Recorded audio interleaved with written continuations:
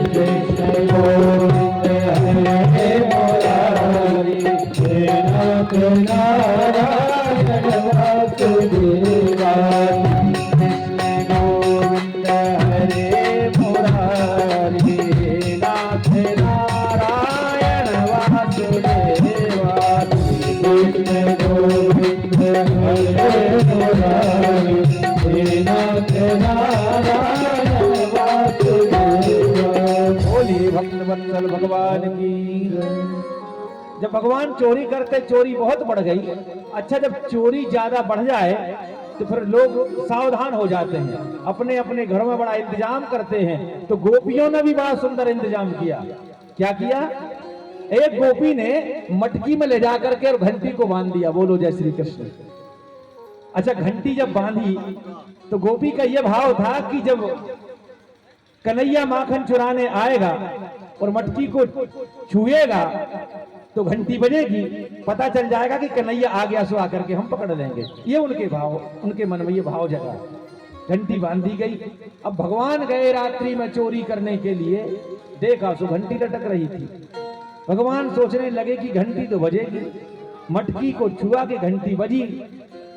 हाथ जोड़ लिए भगवान ने घंटी के सामने, कहा ये घंटी, हम तुमसे प्रार्थना करते हैं, तुम्हें हमारी सौगंध है, तुम्हें हमारी सौगंध है, तुम बजना मत। घंटी ने कहा कि जब सौगंध ही दे दी प्रभु तो अब नहीं बजेंगे। भगवान निश्चिंत होकर के चढ़ गए गोप ग्वालों के ऊपर, एक के ऊपर एक चढ़े, जाकर के मटकी को छुआ, घंटी नहीं बजी। माखन निकाल लिया, घंटी नहीं बजी, क्योंकि अब सौगंध जो पड़ी है, अब घंटी ना बजे। भगवान ने माखन निकाला, बंदरों को दिया, अपने सखाओं को दिया, सबको माखन खिलाया, घंटी नहीं बजी। और जैसे ही माखन उठा करके मेरे प्रभु ने अपने मुख में रखा, सो घंटी टंटना करके बज गई। और जैसे ही घंटी बजी, ग्वालन आ गई और आकर के उसने भगवान को पकड़ लिया। अब भगवान ने तिरछी नजर से घंटी की तरफ देखा और कहने लगे, क्यों घंटी, तुमसे हमने कहा था कि बजना मत, अपनी सौगंध हमने तुम्हें दी थी घंटी, और तुम बजी। आज घंटी ने जो उत्तर दिया बड़ा सुंदर दिया। घंटी कहने लगी कि हे प्रभु, तुम्हारी सौगंध थी कि मैं ना बजूं, तो मैं ना बजी। आपने मटकी को छुआ, मैं नहीं बजी। आपने गोपों को माखन खिलाया, मैं नहीं बजी। आपने बंदरों को माखन खिलाया, तब भी मैं ना बजी। लेकिन जब मैंने देखा कि मेरा ठाकुर भोग लगा रहा है, और जब ठाकुर भोग लगाए और घंटी ना बजे, तो घंटी का घंटी होने का अर्थ ही क्या है? बोलो जय श्री कृष्ण। भगवान का भोग लगे, घंटी ना बजे, तो पर घंटी का अर्थ क्या है? इसीलिए बजेंगे। ऐसे भगवान की दिव्य लीलाएं और इस गोकुल की गलियों में चल रही हैं। गोपियां परेशान हो गई हैं कि दिन पहुंच गई यशोदा मैया के पास। यशोदा के पास पहुंची और जाकर के यशोदा से कहा, यशोदा, वत्सान मुंचन कुछ समय क्रोश संजात हासा।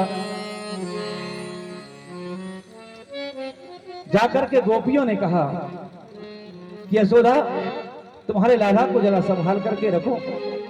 यशोदा ने कहा, क्या हुआ? बोले, तुम्हारा लाला जो है बड़ा उत्पात करता है। क्या करता है? बोले, हमारे घर जाता है और बछड़ों को खोल देता है। तो यशोदा मैया ने कहा कि देखो, अगर बछड़ों को हमारा लाला खोलता है तो क्या तुम बछड़ों को नहीं खोलती? बोले, खोलते तो हैं, लेकिन क्वचित समय, जब गाय दोहने का समय नहीं होता, उस समय बछड़ों को खोल दिया जाता है, सारा दूध पी जाते हैं और हमें दूध नहीं मिलता। बोले, और क्या करता है? बोले, डांट दिया करो। बोले, डांटे? अरे अगर हम डांटते हैं तो बड़ी बड़ी आंख निकाल करके कहता है कि हमें डांटोगे तो हम तुम्हारे घर में आग लगा देंगे। बोलो जय श्री कृष्ण। तो बोले, और क्या? बोले, हमारे घर की मटकी फोड़ देता है, माखन चुराता है। नाना प्रकार की शिकायतें और जो है गोपियां करती हैं। तो यशोदा ने कहा कि ऐसा करो, आपकी जो मटकी है ना, वो अंधकार में रख दिया करो।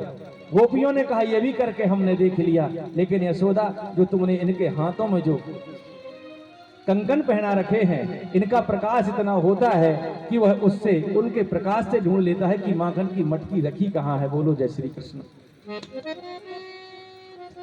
जब बहुत शिकायत हो गई, गोपियों ने पूछा कि तुम्हारा लाला है कहाँ? तो यशोदा ने इशारा किया कि वो देखो ना। अब भगवान आए और आकर के यशोदा मैया के बगल में खड़े हो गए। यशोदा मैया के बगल में भगवान खड़े हुए तो यशोदा मैया ने धीरे से उनके शीश पर अपना हाथ रख लिया। सुखदेव कथा कहते कहते आज आंखों में आंसू आ गए सुखदेव जी के। राजा ने कहा कि प्रभु क्या हुआ? बोले राजन दर्शन करो, दर्शन करो इस स्वरूप का। बोले किस स्वरूप का? बोले जिसके भय से काल भी भयभीत हो जाता है, जिसके भय से काल भी भयभीत हो जाता है, ऐसा मेरा प्रभु आज गोपियों की शिकायत पर मां के भय से भयभीत होकर के और आज मां के आंचल में आकर के छुप गया। गोपियों ने बहुत शिकायत की। यशोदा मैया को लगा कि शिकायत बहुत हो गई। तुम्हारा माखन खाता है? बोले हाँ। मटकी फोड़ता है? बोले हाँ। यशोदा मैया अंदर गई और अंदर से जाकर के एक मटकी, माखन की इतनी बड़ी मटकी लेकर के आई और आकर के द्वार पर बैठ गई और बड़ी सुंदर बात कहने लगी।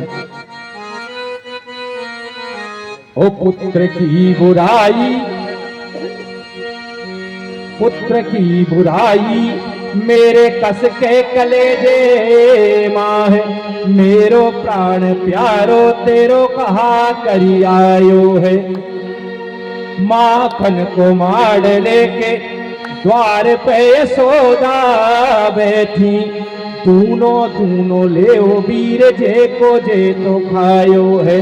पर अंचल पसार आज कहे तो यशोदा मैया, गाली मत दीजो मो गरीब नी को जायो है। गाली मत दीजो मो गरीब नी को जायो है।